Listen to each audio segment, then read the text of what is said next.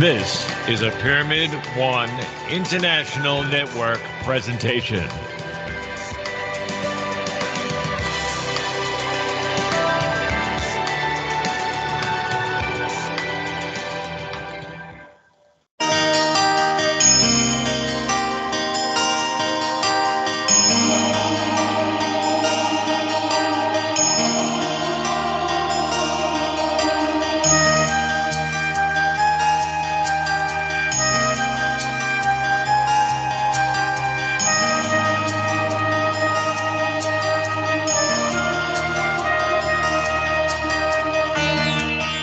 Hi, and welcome to Pyramid One World Radio. Let me tell you about a new show coming to Pyramid One. The name of the show is Mystic Spirit. Now, let me tell you about the host. His name is J.K. Miliken. He proudly served his country as an enlisted man in the United States Air Force. Following his retirement from active duty, he traveled across the United States, seeking a place to call home. And in 2005, he moved to Arizona.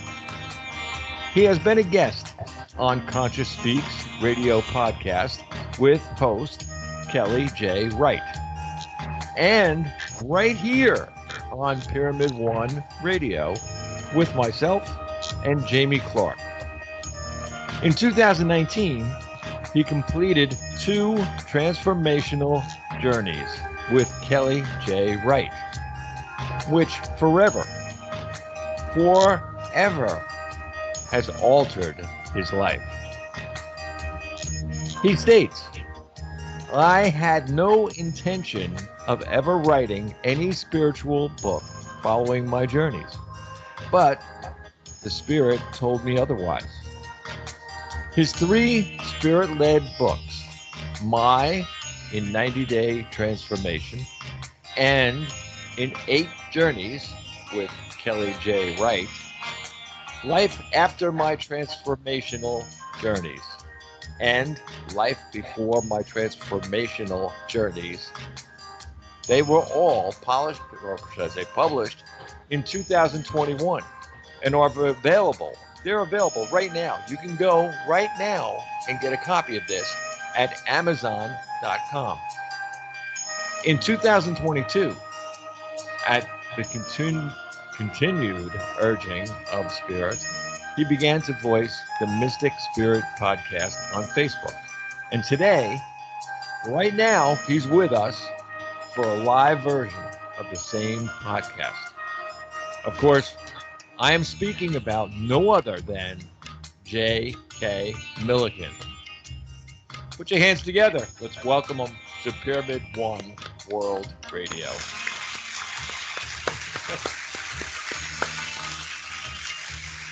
Well, there you go.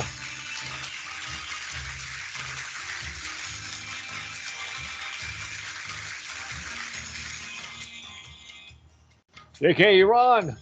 Hello, Bob. How are you doing today? Okie dokie. Yeah, for those, let me just make an announcement here, though. To anyone that's not, for some reason, getting through on the telephones, that we have no idea. We can get through it on this end into the phone system, but some people there from outside are saying they can't get in. So it's not our fault. Trust me. You know, that's like, I can see me from my phone call, but everybody else can't. So don't worry. Just keep trying. It may work one of these days. If not, you can go to Pyramid One Radio in Facebook, and there is a link that you can get right into this Skype, into the show. So if you want to talk, hey, we can see your face. Go ahead, John. Yeah, try those links. Wouldn't mind seeing a couple new faces today. Oh yeah, there's a lot. I'm telling you, man. But you know, I've heard some strange things that from partners of mine in radio, and they've been saying like, "Oh, this don't work, that don't work, Skype don't work." Well, yeah. So today's show, Bob's going to be a little bit different. We're going to have a guest on the show to talk about United Rain and Hopi Outreach. It's kind of an important subject to discuss. And I will quickly introduce him and let him do the talking. Are we ready, Bob? Yeah, go ahead, Mike. All right, so let me introduce Mike Sweat, who is a half Native American from the Pueblos of New Mexico. He is the founder of United Rain and Hopi outreach programs. As a youth, he began a baseball career at a very early age and eventually played semi-professionally for several years. He attended Weber State University to study theology and psychology. In 1976, he went on a 2-year mission with the Hopi, Havasupai, Supai, Apache, Navajo, and Zuni tribes. Upon completing his mission, he then attended the University of Utah to study business for 1 year until he began life as a subcontractor. In time, he became a general contractor and owner of an Indian preference company with multiple state projects and approximately 400 employees working for him. In 2005 and 2006, he traveled abroad to Egypt, Israel, and Jordan, where he became involved with some archaeological digs and visited the pyramids of Giza. In 2010, he traveled around in Mexico with various Mayan guides to over 30 different pyramids. So without further ado, I'm introducing Mike Sweat. Mike, it's all yours. Okay. Oh, Mike. Yeah. You know, Can Mike, you it was funny, Mike. He just mentioned the pyramids of Giza. Yeah. And we were just talking to, and of course, I guess you may be familiar, but I know John is too.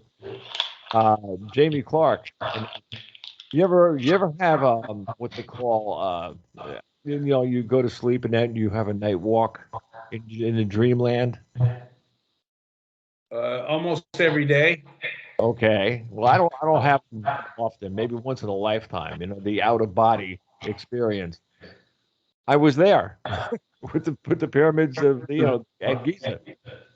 Is that right? Oh man, you could smell like the Nile River was closer to the pyramids. So in other words, the time lapse was a different time and everything. You could smell the musty air that was there. You could smell the like the way the sand the smell of the sand is really, really, really dry. Oh yeah. And Yeah. if you were there, that I envied you that you were actually physically there. Yeah. And one of the pyramids, you can actually go into the middle of it. You have to crawl not crawl, but you have to duck down and go about 100 feet. And then you go into the middle of the pyramid and it opens up into this big chamber. And then there's this stone casket over there on the right-hand side. It is amazing. The engineering that they used back then, they cannot duplicate today. No, no, So go figure that one out. no. I have climbed a few pyramids that were, I guess you could call it just as spiritual and actually bigger than the Pyramid of Giza down in Mexico. I was there. You were there? Yeah, oh yeah. I told you I was in Itchy Chicken, that one. Itchy chicken. That's what I call it, Itchy Chicken. It's not Itchy Chicken. But it was really, really funny. They're so beautiful it isn't funny, and everything down there is so I mean it's just out of this world. And I was crazy. I mean, I didn't do this because I was like crazy to do something. I didn't do that. It was only a few years ago. So I mean I was too old to be that crazy. I figured let me go up the stairs and get a better picture of the whole grounds, Yeah. Well, I took about 5 steps up the steps, and I had 2 security guards. One got one arm, one got the other arm. They turned me around and go, "You can't go up the upstairs." Oh no. Bing. Yeah. They're guarding them.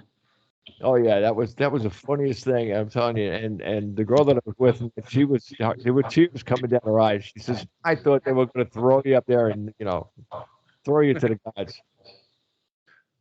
Yeah, they're quite spectacular. I was with the Mayan guide over in Palenque, and he had me lay down on a bench, and he grabbed this rock and he put it on my forehead. And he told me, he said, tell me the first thing that you see. I closed my eyes and he said, tell me the first thing that you can see. And I saw the eyes, I saw these eyeballs. And he said, though, that was the person that held this rock anciently a long time ago. Wow. And it was really, it was spectacular. I had some really good, some good vibes on some of those. At Itchin' Chicken, they had the ball field. They had the ball field where they used to play the kick ball with the ball. Okay. Yep. I walked straight down the middle of that field, dead center in the middle of it. Do you know that if you stand in that spot, can't hear the sound on two sides of the field? No, I didn't know that. It's an energy spot. And if you're standing right there at that one spot, the world turns off. Wow. I mean, it was weird. And then I walked like 20 feet one direction. Okay, it was all there. Walk back to the other thing, it's all gone. Uh-huh. Weird. Very, very strange. Yeah, that's crazy. Yeah, there's a lot of cool things. When I was down there at Palenque again, I was wearing my a shirt that said Hopi on it. Oh yeah. And one of the Mayan guides come up to me and he goes, brother, come over here. And so we started talking, and he told me that he knew that the Hopi were connected with them, and they do runs up to the Hopi res, and it's Hopi prophecy that the snake and the eagle will come back together again. Wow. But he treated me like royalty.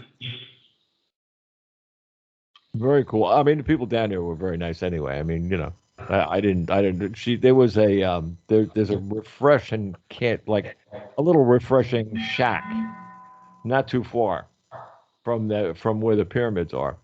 And I was in the pyramid in the restaurant that we were getting a drink. And the girl said, "Oh, this is the what'd you say? The god of cocoa. No, Coca-Cola is here." It's like Coca-Cola. the Coca-Cola god is here, and I was like, "Oh my goodness!" That's super So cool. yeah, it was pretty weird. Plus, we walked past there's a couple of snakes in the forest that was over there. So I also had somebody on my back. Yeah, I would recommend everybody get down there. There was when I was there, we ran into a group of people from the Netherlands, and that was quite interesting because they didn't speak very much English. So I got my fiance on the phone at the time, and she speaks Dutch, so she was just chit-chatting with them. Oh yeah, I mean, you meet so many different people from so many different countries, but it's that particular place. You got to go to like a place like Cancun. That's where we were, and then you on one of these buses and you drive for 2 hours, and at part of the 2 hours, there's nothing but forest and tropical, forest on both sides of the bus for an hour and a half. God forbid you got stuck. Oh yeah. You'd have to send out a helicopter. So anyway. Okay. So would you like me to kind of go to talk about a little bit about the Hopi? Oh yeah, and I would definitely want you to tell us about your organization and what you do. Yep, I'll lead into that. I just want to give the people out there a little background of where the Hopi are at. They're in northern Arizona, and they have lived in that particular village. They're considered the oldest continually inhabited village in North America. Their reservation, as we call it, used to extend all the way from the Rio Grande to the Colorado River to a place called Page, Arizona, all the way down into Phoenix, Arizona. And that was, you can see that on maps in the 1600s. My first contact with the Hopi was about 47 years ago as a 19-year-old kid and a missionary, thinking that I'm going to go over there and educate these people. And come to find out, I was taught some very valuable lessons in humility, because they are probably the most spiritual people that I've ever met. They were they weren't infiltrated by the religions and the governments and the Spaniards when they first came. They had a brief encounter with the Spanish people, but they saw that there wasn't any gold, and so they just basically left.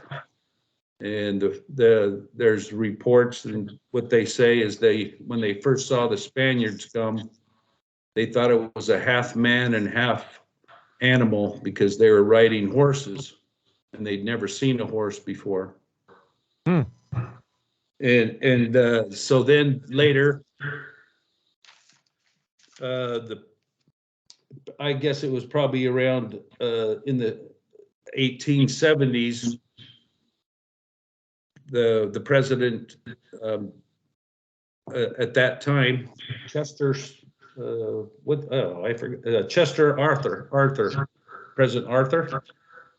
That's when he started to gather up the Navajo people and started to put them around the Navajo or the Hopi reservation. And they did that for about 30, 40 years. And the main reason why they did that is because the Hopi people did not sign a treaty, and they have what is called an allodial title.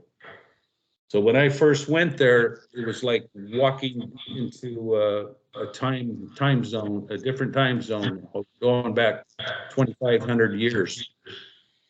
These people still live in adobe houses, and they had mud floors, and when I walked through the villages, there would be eagles on top of the roofs on almost every house, back then.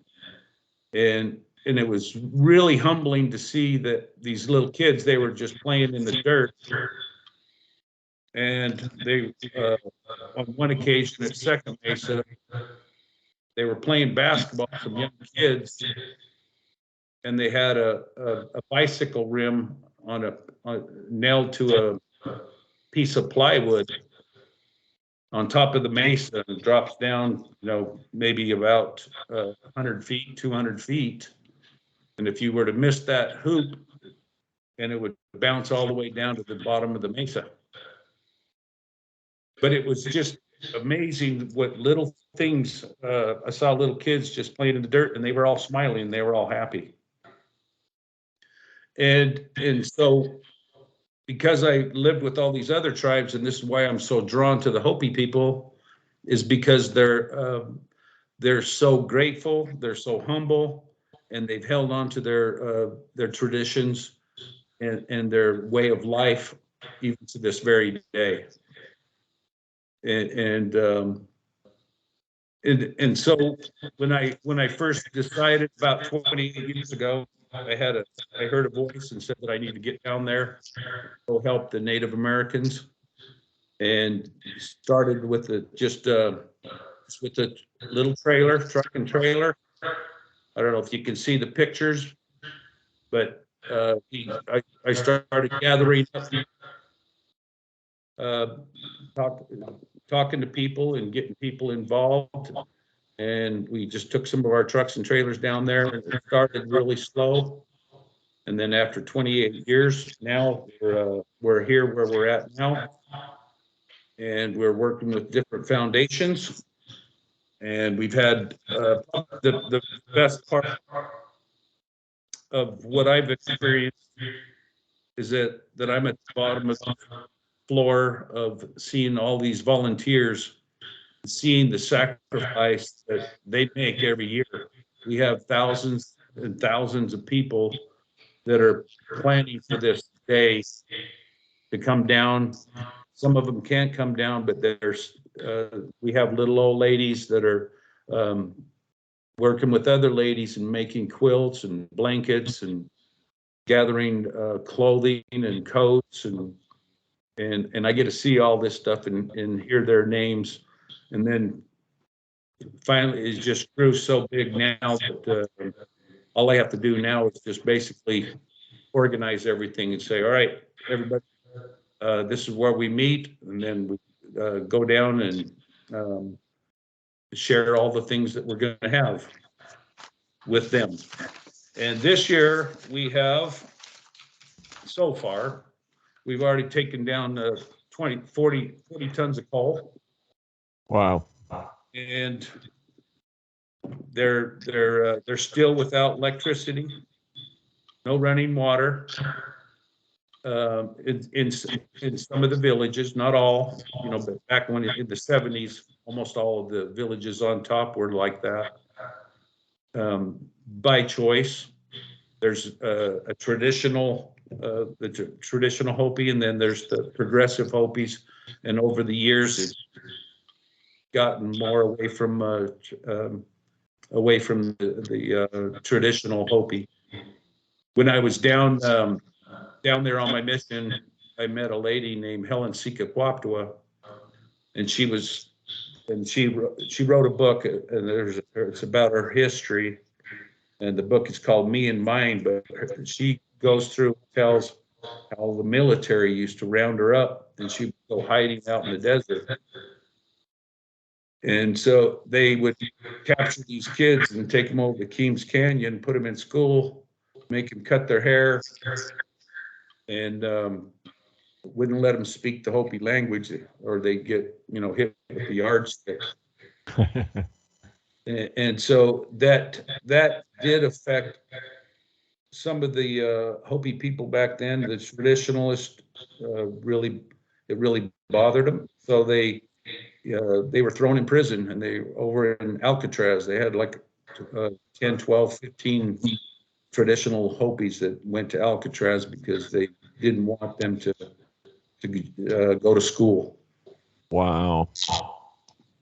But let me ask you another question. While we're talking about that, yeah, there was, or there is, a split now somewhere. This is only from things that I've been talking about the Hopis for the last week and a half, and somebody had told me that there's like a split in the Hopis somewhere. Like part of them are more modern, and then the other part is back set in their ways. And somehow or another, there's a line down the middle of that. And the only thing that keeps that line to be just the line. I mean, I'm not talking fighting. I'm talking just the line. Is the plain fact that one is the connection to the new world as opposed to the old world. So these new people that are the educated people and that are working on the reservations and that are the persons who are the connection to the new world or to our world. Are you talking about Prophecy Rock? But I have that, and when I have you one-on-one, I'm going to talk to you about that because I went through everything you had given me, and a lot of it I knew already, and a lot of it I dove into it. It was one of those things where I was like, you just read a little bit, all of a sudden you can't put it down. One of those things. Oh yeah. So that's what I was doing, and a lot of the things that I knew were I know more than I knew before. Like you said, The Rock. Same. You're in the ballpark. And there is a time of the year also during the winter, the winter ceremonies. They draw a line in the roads, and nobody's supposed to cross them. And that's the time when the spiritual leaders actually travel all the way around the earth, and they believe that they're the caretakers of this earth, and they do this every year. And so you don't want to be driving across that line. So I've seen that many times. Maybe that's the line you're talking about. That could be. Yeah. And so when we go this year, and I'm going to be begging that those people that are listening, if they have any questions, the bigger this gets, the better it is for us. There's about 16,000 Hopis, and I'd say quite a few, over, a couple thousand elderly people, and that's what we concentrate on, the elderly and the little children getting their Christmas gifts. And so we definitely need a lot of help. Even though we still have a lot of people that are helping, we can always have more. This year we've gathered 200 of hams, backpacks, cases of chili, cases of toilet paper, instant rice, bags of flour, pinto beans in cases, and gallon cooking oil, and these are all 200 each. We have sleeping bags, we have 12 ounces of honey, and about 40 cords of firewood to go along with that Wow. 40 tons of coal. And then plus everybody brings down blankets and clothing and miscellaneous stuff, miscellaneous items. We've given out everything you can think of over the years. We have solar lanterns because some of the places don't have electricity. They will not let us take pictures inside the villages, and the things are very sacred. But we did get permission from one of the chiefs to have PBS camera crew come in and just get a far away picture of one of the villages. And just got a call today that we're okay from the Kikmoy, the chief, to go into another big village as long as we're inside the cultural center area or the community center. So all this whole year, we also deal with it's called Backcountry Santa, and he just came down last year, and he's going to do it again this year. And he gathers together 62 airplanes, and if not more. And I have a picture here of some of the airplanes.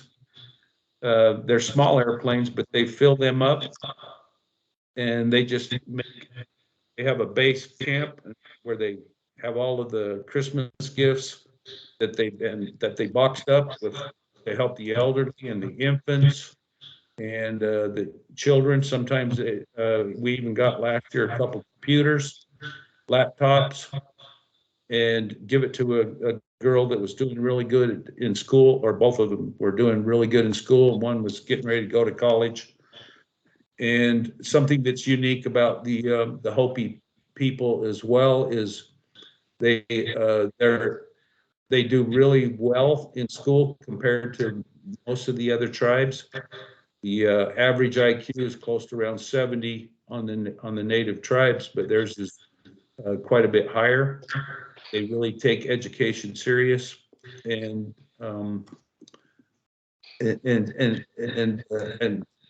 they go back and help their people. And here's a picture of some of the people. Sometimes we'll just back up with campers, with trucks and trailers, and then all the people just come right out of the villages, and they start getting all the stuff. And then we make sure that the elderly people get the good stuff. Is there any questions? Go for it, John. I know you got a whole bunch. You were there. No, I don't really have a lot of questions, but it really was awesome to see all those planes landing. And I actually helped unload those planes. And it was really quite just spectacle to see such love for the Hopi. And they'll be back again this year, but I won't be there this year. Yeah, and some of the years we've worked with the where they grow the potatoes over in California, and they would bring whole semi loads of potatoes, And that was really fun to give, I was around 70 tons, so about 700 bags of potatoes. And we were really popular on the potatoes. And we just gather them up and put them in storage. And then when everybody came down from all the different states, and just give it out. What I'm going to be doing in the future, hopefully, is we're going to be talking about the Hopi and a little bit more of their migrations and their prophecies, and not the real sacred stuff, because it is sacred to them. And I, plus I'm not a scholar on it. And there's the Hopi people there's about 250 clans, and they all have some important things, and they all kind of work together to make their dances come out smoothly. They usually start the winter solstice dance around the winter solstice, and those are they call them the night dances, and they all go in the kivas, which I'm going to talk to you a little bit about, and a little bit about where they came from and how they are considered the ancient Israelite, and show the similarities of the Jewish religion and the ancient Hebrew. This is a picture of what the mesas that they live on. And on top of there is Mashangavi and Shipalavi. This is at Second Mesa. And there's a sacred corn rock that's right over here. They still have potbelly stoves. They can't afford electric, so they're burning wood almost all year long. The Peabody mine closed down, so they have to go all the way to New Mexico, which is about an 8-hour round trip to pick up a pickup truckload of coal that doesn't last them maybe a couple weeks. And we usually have a Santa Claus every year until COVID hit, so we couldn't put kids on there. And he's given out, we have kids lined up giving out bicycles and clothing and little toys and kids gifts for boys and girls. And then when we get started, we all meet right here in the middle of this place right here. On First Mesa, it's in between. It's called the Gap. It's a real narrow road between Middle Village and Walpi Village. That's Walpi Village right there that you're looking at. And then way over in the corner is Second Mesa. This is First Mesa that we're looking at. And all the people here just lined up with Santa Claus, getting their gifts. And this is my Hopi dad. I asked him the traditional way, and he became my dad probably about 20 years ago. He is what we call the chief of this village that's in the background.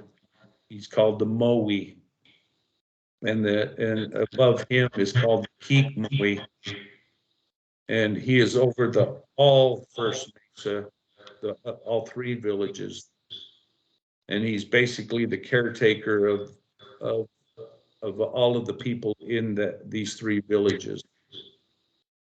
If there's a dispute, if the Moe can't take care of it, then the Keek Moe will do it. The Hopi people are they're matriarchal, and so the homes always go to the daughter. It's passed on for many years, and if there's ever a divorce, which I haven't heard of any, but if there is, maybe one or two, then the husband has to leave with nothing on the back, and the wife keeps everything. We'll be talking about some of the blessings and the rituals, or their traditional way of burying people, anointing people, and that can be told and compare it to the ancient Israelite. There's Walpi Village, and we go to 8 villages, and there's a total of 12 villages on the Hopi reservation. And this is my wife.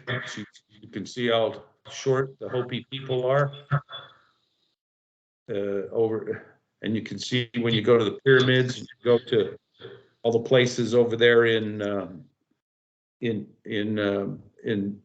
Mexico.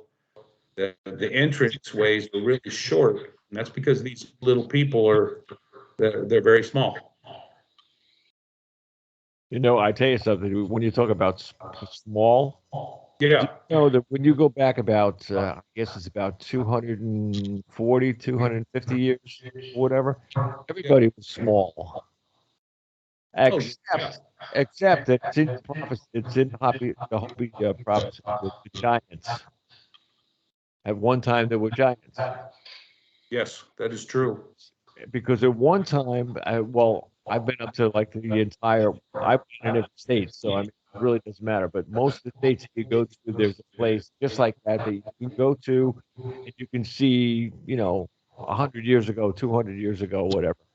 Every single place that I went to, I had to bend over to get to the door. How tall are you?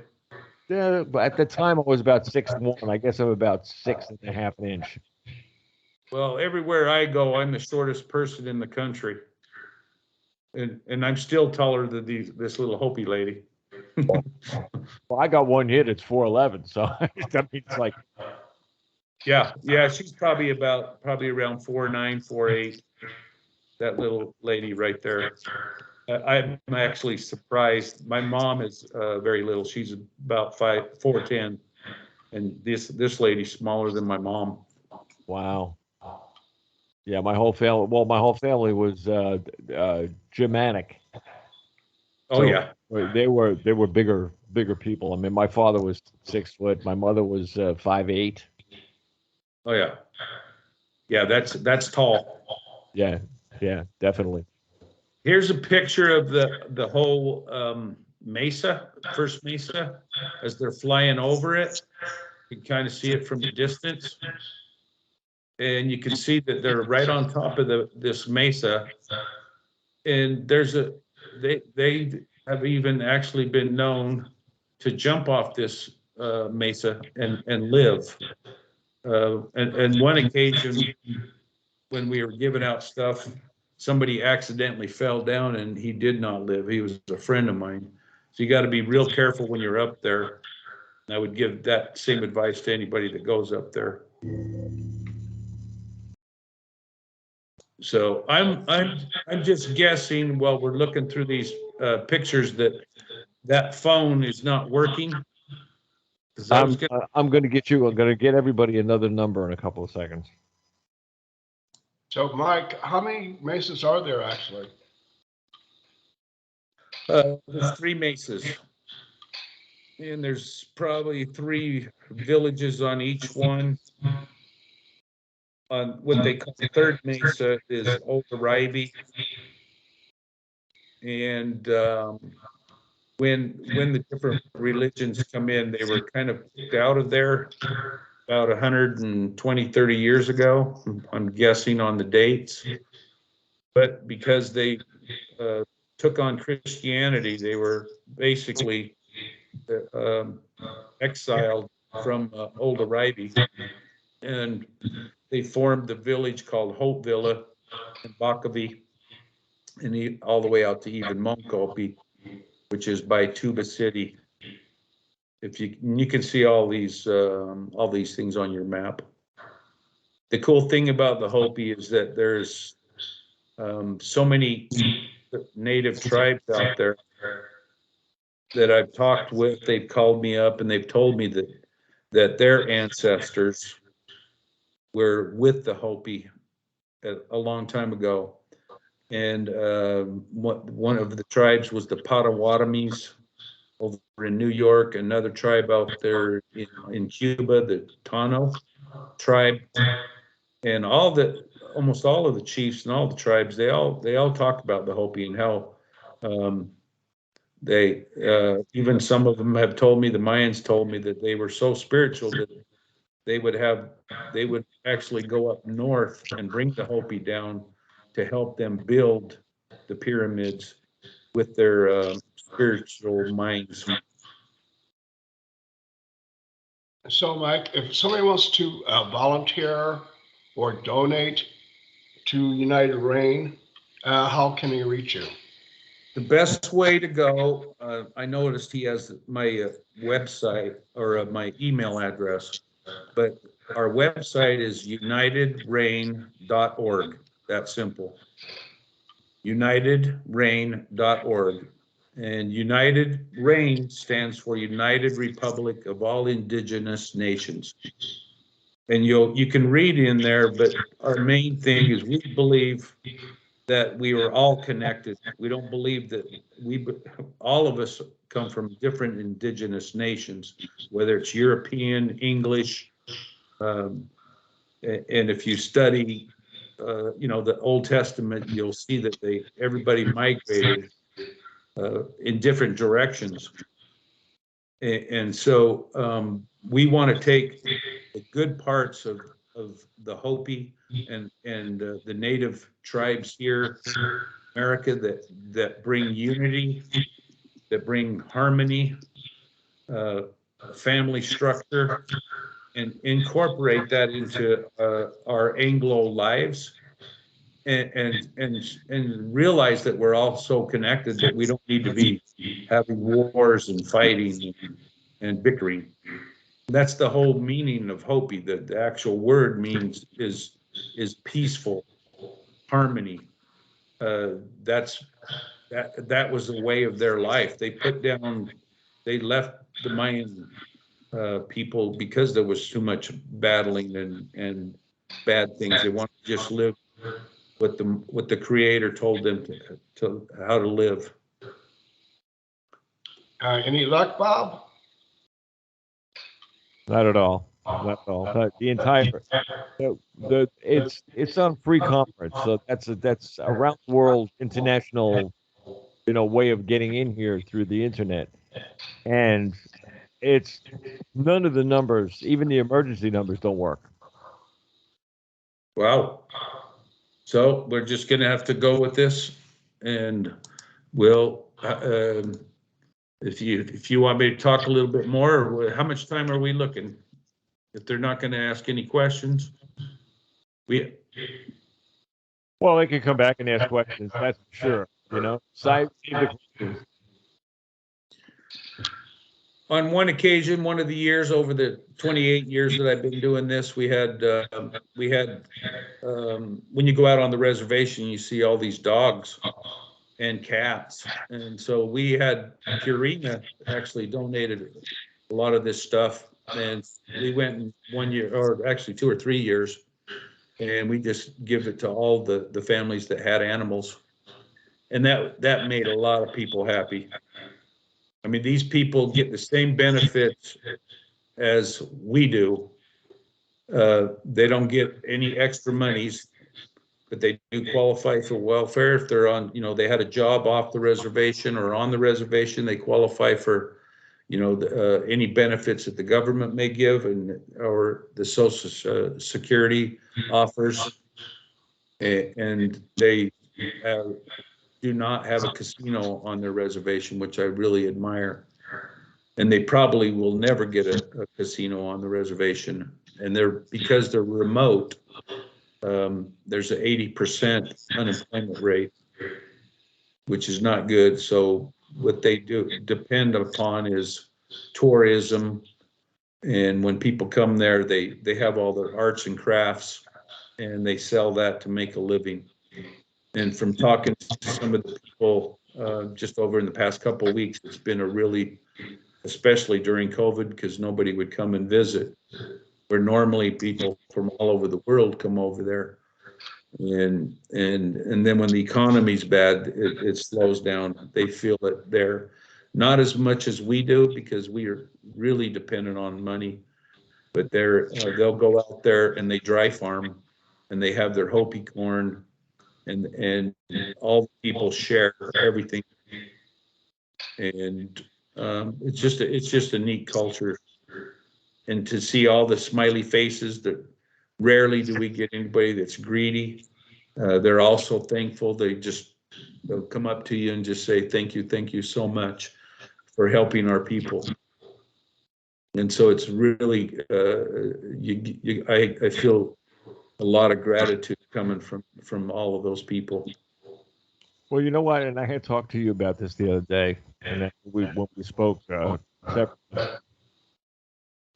things the things that we can do by radio are ridiculous, absolutely ridiculous. People they're ready. They're waiting to get an excuse to help somebody. I mean, it sounds kind of sideways, a little weird. I'm not kidding you. I mean, there are many people out there that they have things. It doesn't have to be money. It could be extra clothing. It could be a billion other things. Oh yeah, that they can donate yep, to the Hopis, and exactly. to that matter, to any charity. I mean, they're Yeah. not. First of all, I'd like to say this to everybody: the Hopi period people, and I've met them only once, are very proud. Very proud. They have done things that we can't do because we're too stupid to do it. I mean, those people are brilliant.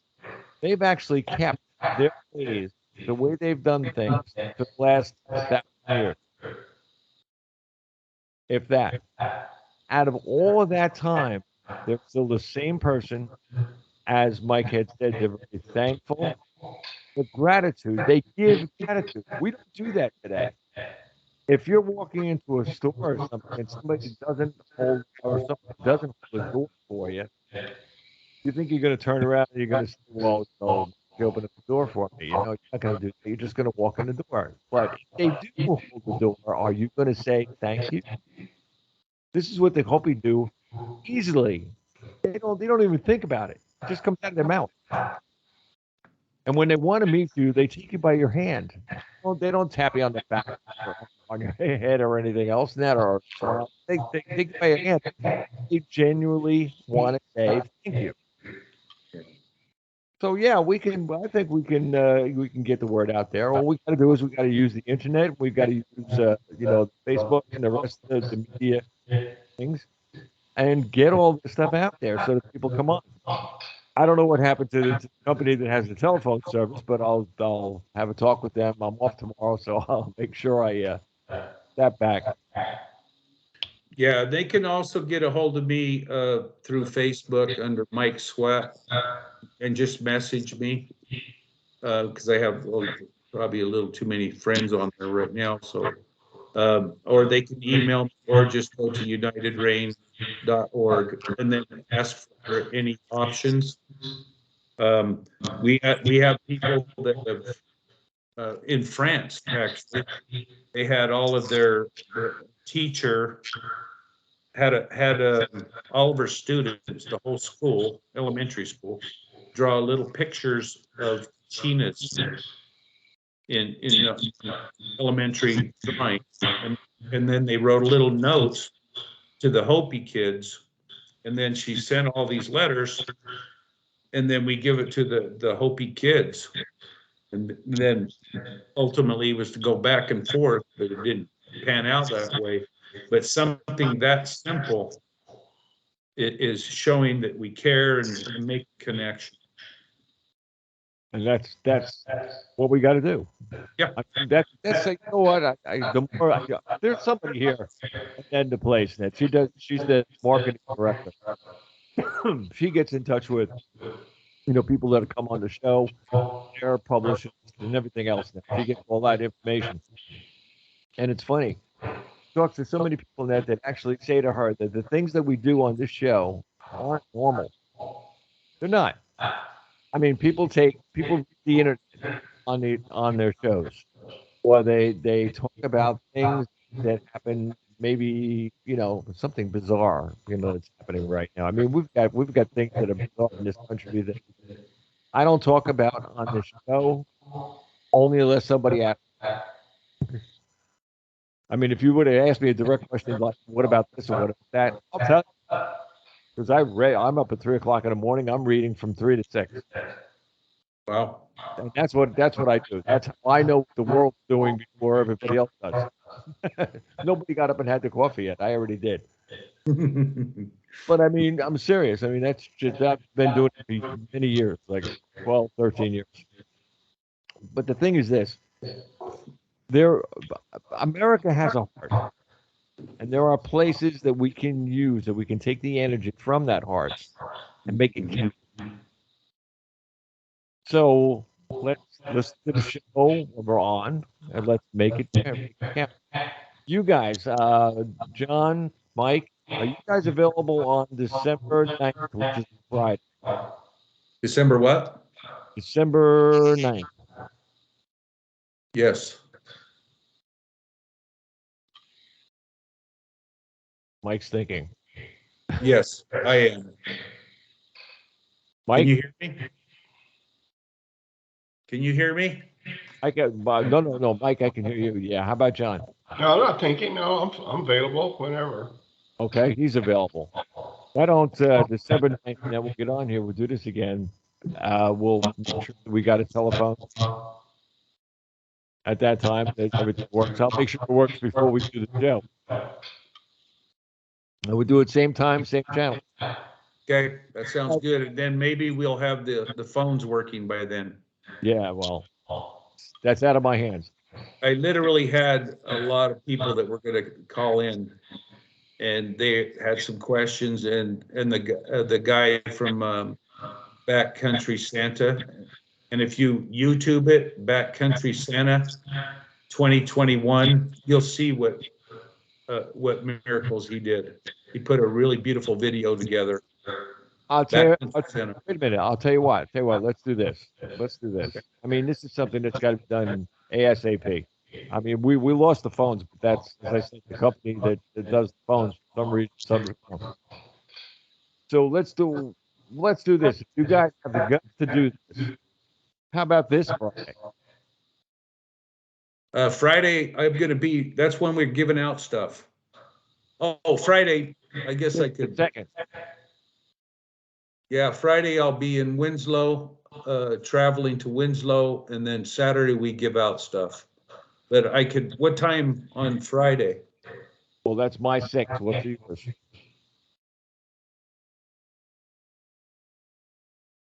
I don't know. I don't know. We're about a 6-hour drive to Winslow.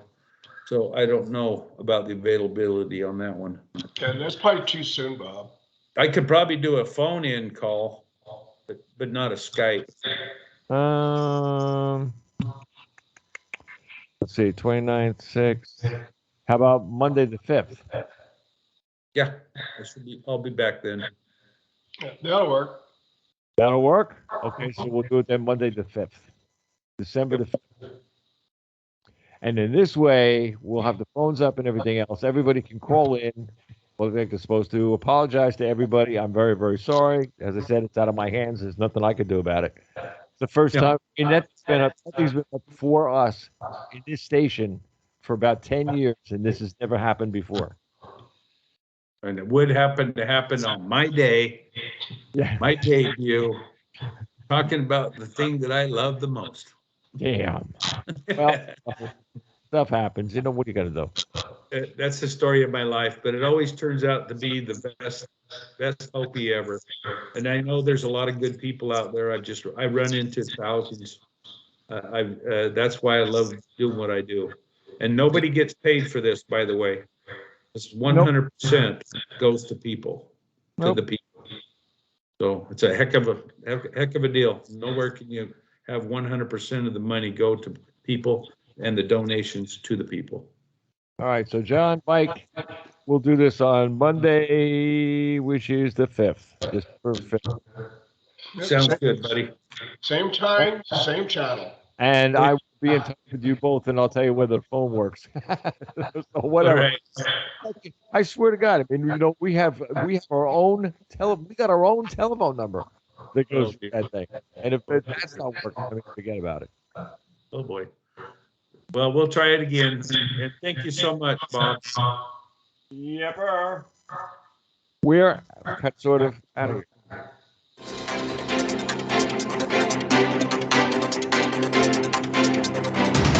make a little an announcement to everybody. Listen, the phones did not work